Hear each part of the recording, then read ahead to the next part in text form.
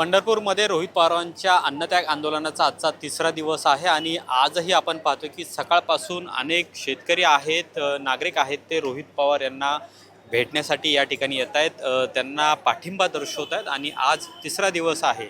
शेतकऱ्यांची सरसकट कर्जमाफी करावी ही मागणी प्रमुख रोहित पवारांची आहे आणि त्यामुळे पंढरपूरमध्ये सलग तिसऱ्या दिवशी रोहित पवारांचं हे अन्नत्याग उपोषण सुरू आहे. रोहित पवार यांनी गेल्या 3 दिवसांपासून अन्न हे घेतलेलं नाही आहे, फक्त पाणी ते पितात. त्यामुळे त्यांची तब्येत आहे ती सुद्धा काहीशी हळूहळू बिघडत चाललेली आहे. त्यांचं शुगर हा सुद्धा कमी होतं आहे, ब्लड प्रेशर कमी होत चाललेलं आहे.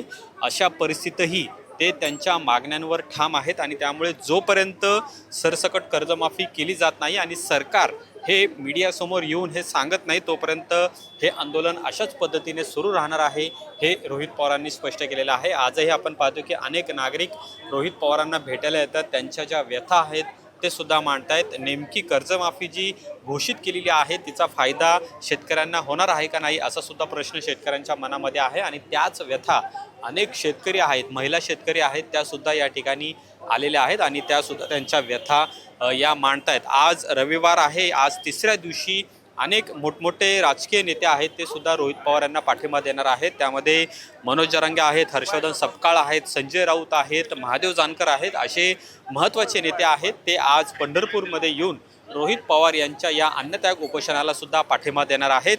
आज जर सरकारने कोणतेही आश्वासन दिले नाही तर उद्या सकाळी रोहित पवार हे याच ठिकाणावरून उठून विठ्ठल मंदिराच्या नामदेव पायरी येथे जाणार आहेत आणि तिथं त्यांचं आंदोलन सुरू केलं जाणार आहे, असं कालच रोहित पवार यांनी स्पष्ट केलेलं होतं. आणि त्यामुळे आज सरकार रोहित पवारांच्या या उपोषणाची दखल कशा पद्धतीने घेतं आणि त्यांना लेखी आश्वासन देतं का, हे सुद्धा पाहणं महत्त्वाचं असेल. त्याच्यानंतर रोहित पवार आहेत ते त्यांची भूमिका जाहीर करणार आहेत. कॅमेरामन रोहित वनकटेसह अमोल धर्माधिकारी, LS मराठी, पंढरपूर.